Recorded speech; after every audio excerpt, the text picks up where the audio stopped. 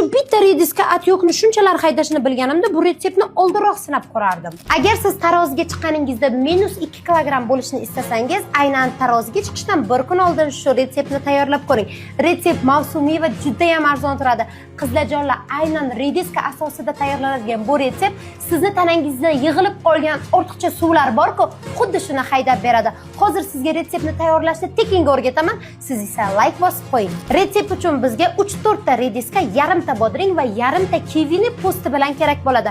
Hammasini blenderga solib chiqamiz.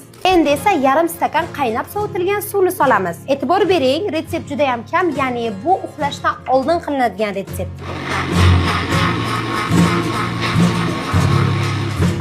Hidini qaranglar. Men sizga o'rgatayotgan detoksim juda ham mazali. Dozasini to'g'ri tayyorlab ichsangiz, bemalol uxlashdan oldin shu porsiyada 1 stakan tayyorlab, iloji boricha ujin o'rnida ichib uxlasangiz